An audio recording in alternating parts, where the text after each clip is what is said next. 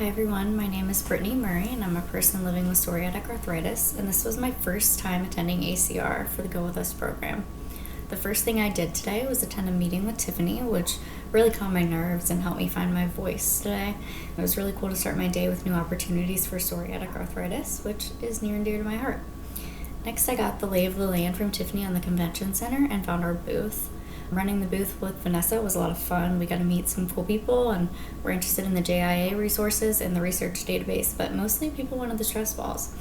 Next, I presented my patient poster on building a toolbox of complementary therapies. I want to share a little bit of what it's like to present a poster. Let's start with what it's like. It starts out kind of lonely because you don't really know what you're doing or how it's going to work, but once you get into it, it's really invigorating and empowering that anyone wants to even read your poster or hear what you had to say, and that everyone really did just listen and ask questions and really wanted to understand my experience. So it was really cool to do that, to meet some other patients and hear their stories. I did get to meet so many different people, from rheumatologists to dietitians to caregivers and advocates, and it's just a really cool experience overall. Highly recommend it. My first session of the day then was on the heterogeneity of Sjögren syndrome, or Sjögren's disease actually. No longer a syndrome, but a disease. And the session had a few different focus points. What is Sjögren's? Why is it heterogeneous? And what does it take to treat it? So we'll start with what is it. It's a disease impacting the exocrine glands, which are your salivary glands, sweat glands, lacrimal glands, etc. And usually the symptoms are around dryness of the eyes, dryness of the mouth, and 90% of the patients are women. So there are actually 3 other diseases that are often associated with Sjögren's: rheumatoid arthritis, systemic lupus, and non-Hodgkin's lymphoma. So quite the gamut. And why is it heterogeneous? Sjögren's is heterogeneous because it has the potential to impact so many different organ systems, and it can present with a variety of symptoms, and those vary by patient. And so because of all of that, it takes multiple specialties to actually treat it. So just right off the bat, you start with your rheumatologist, and they look at your dry mouth, and then all of a sudden you've got an ophthalmologist and a dentist or an ENT, and you really need all of them to get that full diagnosis. And then some even have to go to a pulmonologist if you've got lung involvement. That's a lot to think about.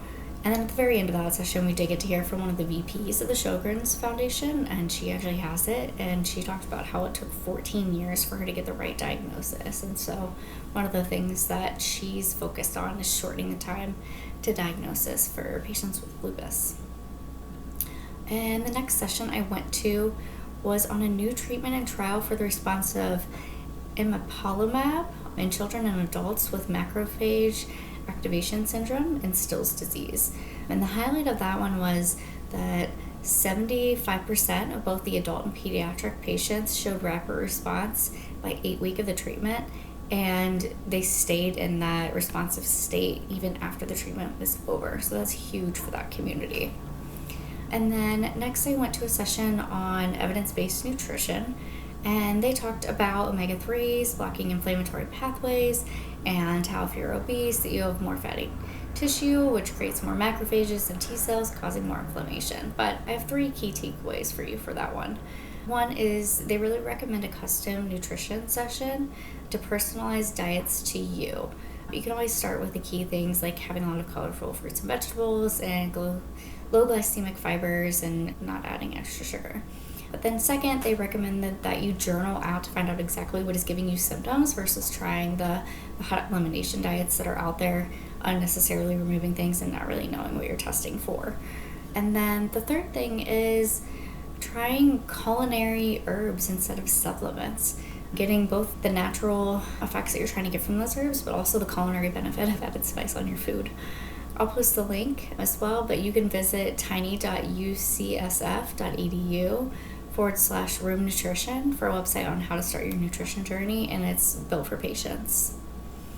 One of my favorite sessions for the day was on mechanism of pain. Bonus points, the session was by a dermatologist from the University of Pittsburgh, not a rheum, and the first thing he talked about was psoriasis, so I was engaged right away. The takeaway for that was that there are sensory neurons in the skin that have receptors on the surface that can detect pathogens that trigger inflammation, leading to pain and itching. In their study, they were actually able to see the effect of a pathogen cause the cascade, creating cytokines that can signal your spinal cord and come back up to the skin. And so you might be thinking, what does that mean? Well, maybe you were exposed to UV light, or in this case, they did capsaicin on mice ears, and you can immediately see within hours an actual effect on the ear, like thickening of the ear or red spots. And that just shows how that pathway actually works. And so they're studying that to figure out how to actually treat and understanding the whole pathway. Is there something else that we can do, and how does pain actually start from trigger to finish? And then the last session that I went to was actually with Tiffany, and it was on the early treatment of psoriatic arthritis. Another session that I'm super interested in. It's kind of crazy that I get to start and end my day with PSA, but I'm not complaining. And this session I was super interested in, but not for myself because I'm 20 years into my PSA diagnosis, but for the next generation or early detection and treatment of psoriatic arthritis or any arthritis is huge. It can make the whole difference in the world to them. So the fact that they're studying and trying to figure out how quickly can we recognize disease activity, what does that mean, and how quickly can we treat it, and how safe is it to treat it, and what other ways should we look at treating it? Should we do one drug or two drugs? Why are we waiting? All of that conversation is huge for our community, and it really gives me hope for all the different ways that they're going to try to treat us in the future. And the last thing that I took away from that session was they actually mapped out the different biologics that we take against the different ways that we present in our disease. Like this one works for eczema, this one works for PSA, and this one works for psoriasis, but this one works for this kind of psoriasis. And I've never really seen psoriatic arthritis and psoriasis treated really differently. So that was super new to me, and it kind of makes me feel better considering I don't respond directly to the ones that are better for psoriasis and the ones that are better for psoriatic arthritis the same way. So overall, the day was super inspiring, and it was a great first day, and I can't wait to learn more tomorrow. Thanks.